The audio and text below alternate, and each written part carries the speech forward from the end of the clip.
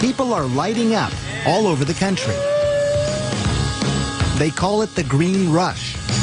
Marijuana has moved out of the back alleys and into the open. Happy Cannabis Cup, y'all. In some states, it's legal to grow, to sell, to smoke. And marijuana could be legalized in a city near you.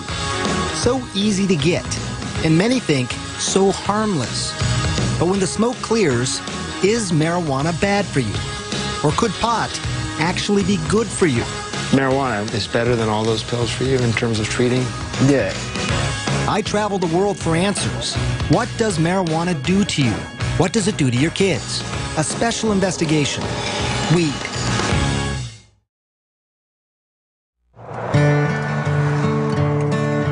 Our journey begins here, in this small town home, nestled in the mountains, with a family who has never allowed TV cameras in before. And you're going to soon learn why. This is so pretty out here. Yeah. They live in Colorado, one of 2 states where it's legal to smoke pot medically and recreationally. But here, it's also taboo to residents like Paige Figge and her husband, Matt. I'm sure it was mentioned to us by someone, hey, you should try this. And I thought, no way. You thought that's fringe stuff? No way, not in a million years, no. But in this area, marijuana is far from fringe. 4 joints, and do you want Island Sweet Skunk? Medical dispensaries are everywhere. Hey, welcome, guys. People are smoking in private clubs and public festivals. But none of this is for Matt. He's a military man, and marijuana would be a career ender. I grew up in Wisconsin in a well-loving family, and I was educated to, like, oh, that's a drug. You don't do that. And I never did. But just decades ago, marijuana was a legitimate medication, also called cannabis, prescribed by doctors and dispensed by pharmacies. This is Harry J. But that all changed in 1930. A relentless warfare against Henry Anslinger, the United States' first drug czar. For him, public enemy number 1. You guessed it, marijuana.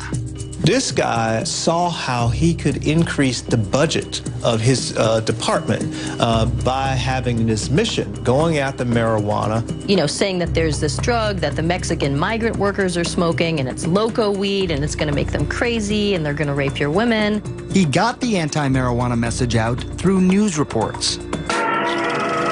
And then came this. It is convinced that he is hopelessly and incurably insane. The film, Reefer Madness, portraying the users of marijuana as unproductive, crazed. People are still afraid of what pot can do to them. In many ways, to have defined our attitudes now for 70 years. Yeah.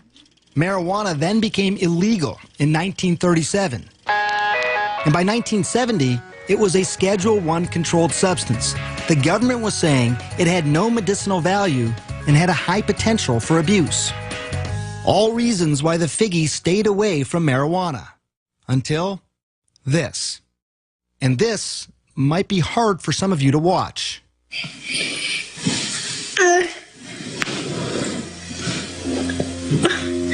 It's okay, baby.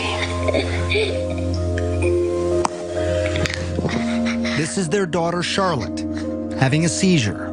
We just thought it was just one random febrile seizure. Nothing to really do, Right. no medications. It's a fluke. Right. A fluke made sense. After all, Charlotte, nicknamed Charlie, was born perfectly healthy, a fraternal twin to sister Chase. Charlie always had big, big smiles. Just happy kids. Easy. Yeah, easy. Very much so. So it was around 3 months, you said, that when you Yeah. first noticed that Yeah. Charlotte had a seizure. I was changing her diaper, well, putting a new diaper on from after the bath, and her eyes just started flickering. It led to the first of many trips to the ER. They did the $1 million workup, the MRI, EEG, spinal tap. You know, they did the whole workup and found nothing and sent us home. No abnormal blood test, no abnormal scan. And developing normally, too. You know, talking and walking, and the same day as her twin. Nothing was behind yet. By the time she was 2, though, the seizures had become constant and started to take their toll on their once happy, joyful little girl. She started to really decline cognitively, and she was slipping away, and she just wasn't keeping up with her twin. The Figgies finally found an answer. It was awful news. Dravet syndrome. It is severe, intractable epilepsy. The seizures start during the first year of life and are unstoppable, difficult to control, and very damaging. Severe behavioral problems, attention deficit and hyperactivity, the self-injury, banging her head on the floor and pulling her hair out, and like a possessed child. This isn't your perfect, happy Charlotte. It was a race against time. Many Dravet kids die young, in early childhood. Charlotte was almost 3. For the next 2 years, the Figgies tried everything. Strange diets, acupuncture, and dozens of powerful drugs like Valium, Ativan, phenobarbital. But nothing seemed to help. Even worse, some of the medications nearly killed her. After 1 dose, she stops breathing. And after 2 doses, her heart will stop. Did you have to do CPR then on her yourself? Yes. I remember when her heart stopped and I had her pulse and I lost her pulse. There was just nothing. The ambulance is on its way. She survived.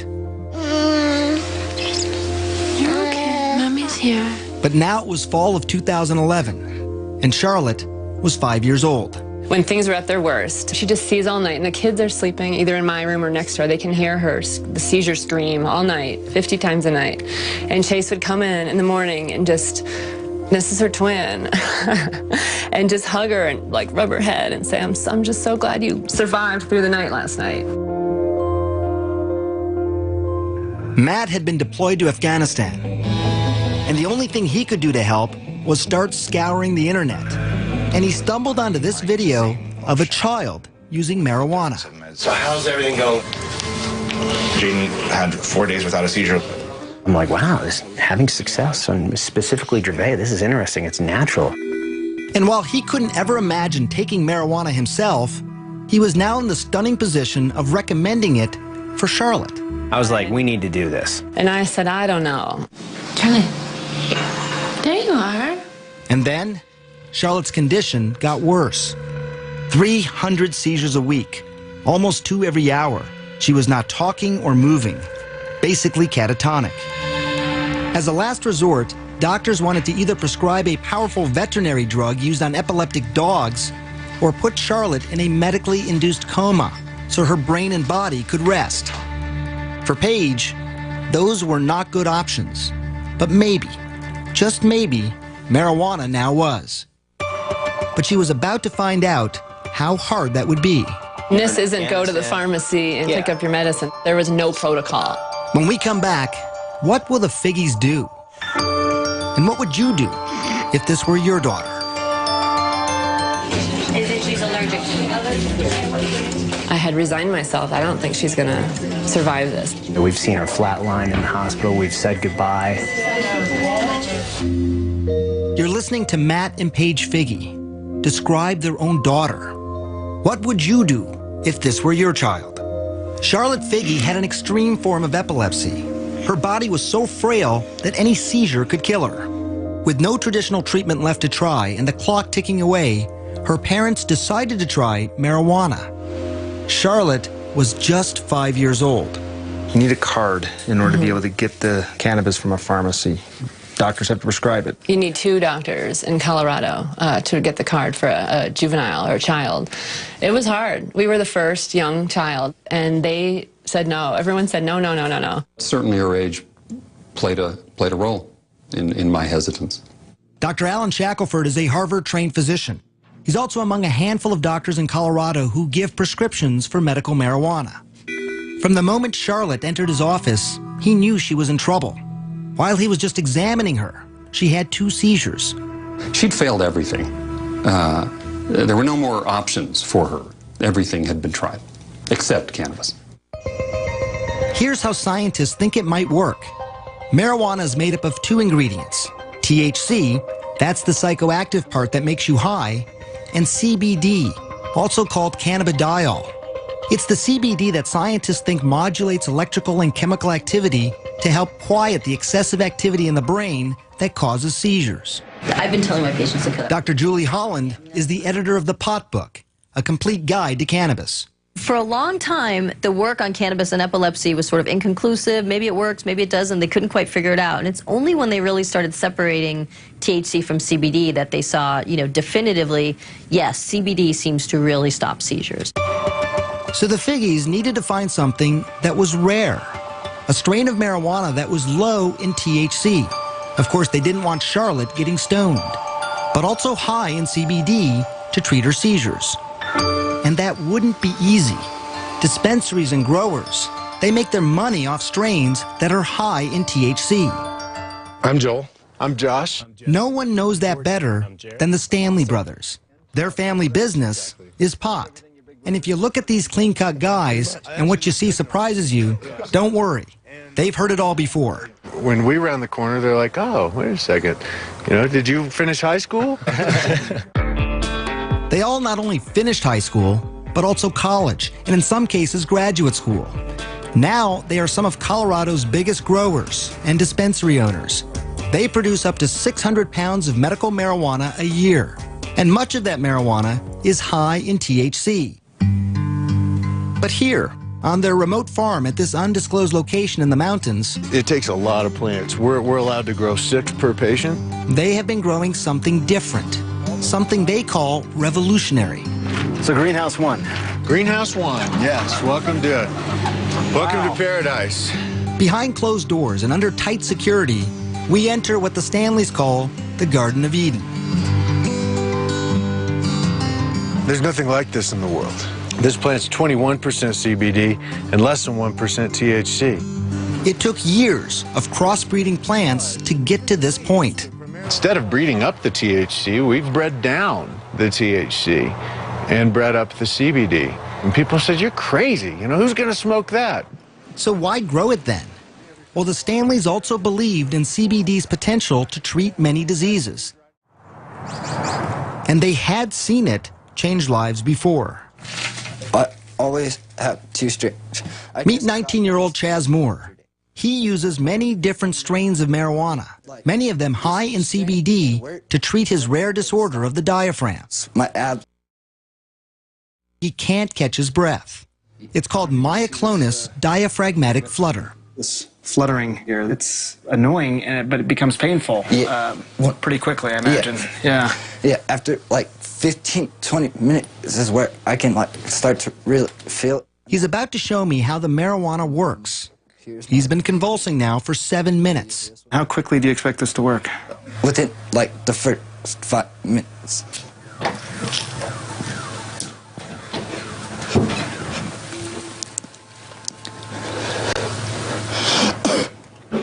And I'm done.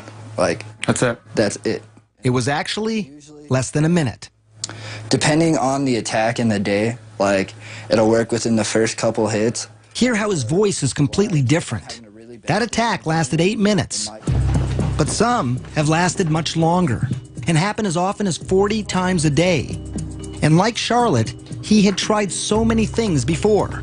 By 16, Chaz was taking these powerful, addictive, potentially deadly narcotics and muscle relaxants daily, like Valium and morphine. It would be safe to say that marijuana, what you have in your hand there, is better than all those pills for you in terms of treating what's going on? Yeah, I'm not zombified. I've had 16, 17 attacks today, and I'm still sitting up talking to you. My first attack on all these, I'd be in the hospital. I'm a firm believer that marijuana has actually saved my son's life. Chaz's father, Sean. His quality of life now is 1,000 times better than what it was when he was on the pharmaceuticals. A quality of life that Paige Figgy desperately wanted for her daughter Charlotte. But she still had one hurdle to cross: convincing dispensary owners like the Stanleys to sell marijuana to a 5-year-old little girl. When Charlotte's mother called my brother Joel, the brothers had a meeting. He said, tell us about this patient. She's 5 years old, he said. And we said, oh, no, we can't do that. Why? It was the fear of the unknown. Charlotte was the youngest patient at the time wanting marijuana. Would it be too much for her? Or would it change her life forever? We'll find that out later. But first, learn more about what marijuana does to your kid's brain, and yours as well. April 20th, Denver, Colorado. We like weed, tens of thousands from around the country and the world lighting up legally. Happy Cannabis Cup, y'all. For some, it's a lifestyle. For others, it's a lifeline. We're working with the Lupus Foundation and rheumatoid arthritis. But for all of them, I wondered, what was it doing to their brains? Some of my patients call me pot doc. Your patients call you pot doc? Well, they never meet anybody who's as interested in hearing about their marijuana use as I am. Dr. Stacy Gruber is serious about pot. I want you to name the color and not to read it. Okay. I met her in her labs at McLean Hospital near Boston. She's using high-tech imaging to see what happens in the brain when you smoke. When you first smoke, that is, you light up a joint, a spliff, a blunt, receptors, which are throughout the brain, respond. And these areas of the brain are responsible for things like pleasure, memory, learning, sensation, sense of time and space, coordination, movement, appetite, and other drives, shall we say. So it's sort of an all-over impact, right? So reward, pleasure, hunger. You have this overall feeling of well-being, they say. That all sounds pretty good. Right.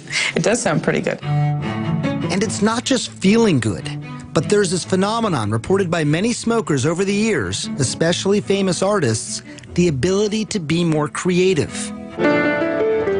When you feel that high, there's sort of a release of dopamine, and your brain sort of has the ability now to perceive things slightly differently from the way you might have if you hadn't been smoking pot.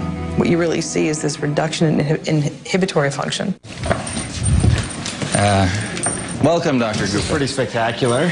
Less inhibition. That's something that painter Amir says helps him be more creative. A successful artist, his canvases sell for up to $25,000. It's my favorite way to work. Using marijuana. Yeah. He's been painting for 14 years, smoking for even longer. He says it makes him feel more relaxed, but most importantly for him, he says it makes him less critical of his own work. Stop worrying so much about this and that, and just sort of looking and being as present as possible. Amir does caution that it's a delicate balance for him. It would make me very apprehensive, as maybe a little paranoid, just too analytical. You can get paranoid, you can have disorganized thinking, you get disoriented. It can be uncomfortable, it can lead to panic attacks or anxiety attacks in people. How do you know when you've done too much? Simple tasks become very frustrating, like mixing paint, and then just sort of get into this state of you know?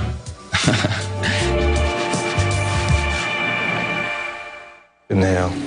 And why that happens is exactly what Columbia University neuroscientist Carl Hart is investigating. Exhale. Research subjects in his lab smoke marijuana and then take a variety of cognitive tests. The effects will be disruption in memory, disruptions in inhibitory control. They will become slower at cognitive functioning, a wide range of things. These effects are temporary, but they're pretty pronounced and they are clear. And it's slowly becoming clear to scientists what part of the brain is most affected. It's the prefrontal cortex.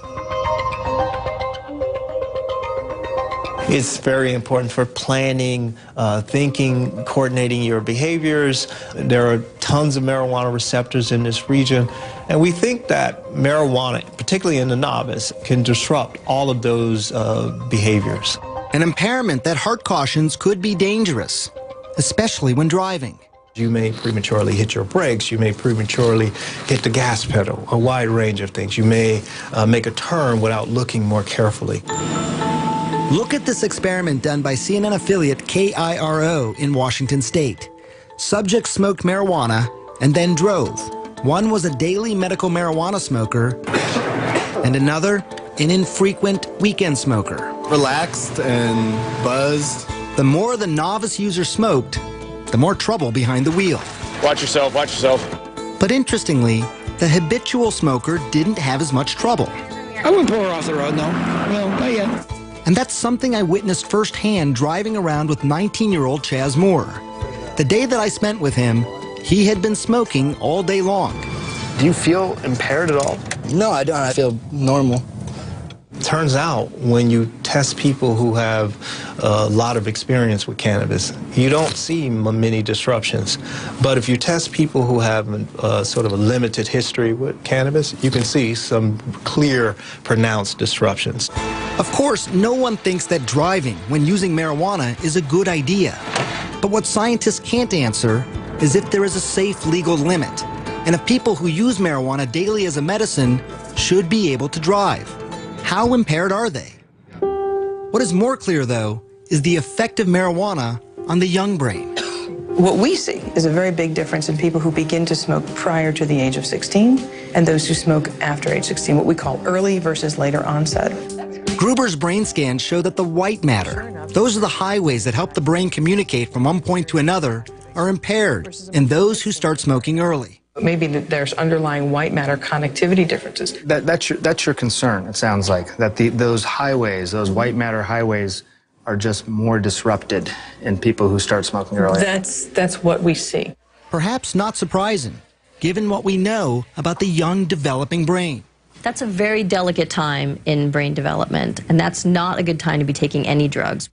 Preliminary research shows that early onset smokers are slower at tasks, have lower IQs later in life, higher risk of strokes, and increased incidence of psychotic disorders. And while these studies are not conclusive, some scientists are still concerned because in 2012, 35% of high school seniors lit up. And that could mean a generation of kids with damaged brains. And many fear something else. I never really told myself I needed help. A generation of marijuana addicts. When we come back, the truth and the science behind what's being called a growing epidemic.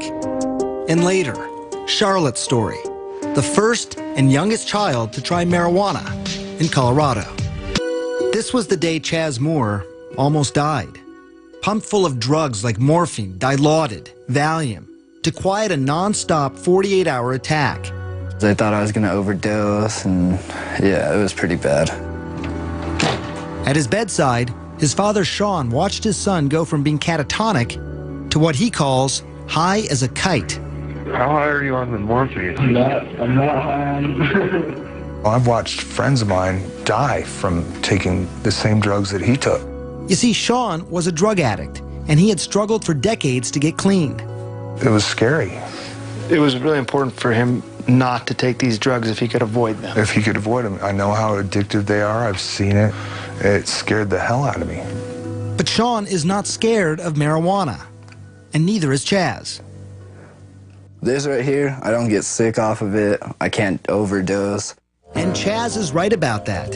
While there are fatal, accidental prescription medicine overdoses every 19 minutes in this country, there are virtually no reports of fatal marijuana overdoses. And it's perhaps one of the biggest reasons most people think pot is safe. In fact, a new study of children showed that by high school, only 1 in 5 think marijuana is harmful. That's the lowest number in more than 2 decades. And it's something we heard over and over as we traveled around the country. Not really that harmful. It has a lot of benefits. Not really too concerned about it. I think it's safe if you're a safe person. Probiotics are... But the experts we spoke to said there is more to the story. There are people who compulsively smoke, who want to stop smoking, but they can't stop smoking. In fact, 9% of marijuana users will become dependent. Now, that's not as high as other drugs, like heroin. 23% of users become addicted, or 17% with cocaine, or 15% with alcohol. But it's still approximately 1 out of every 11 marijuana smokers.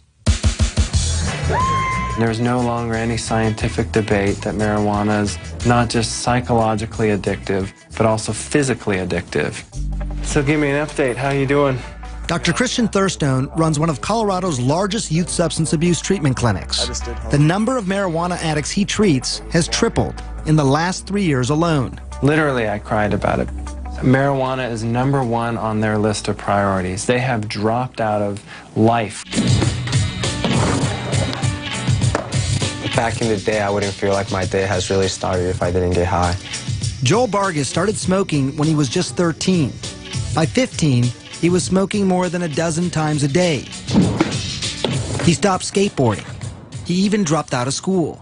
I like getting high. I need to get high because my brain is telling me.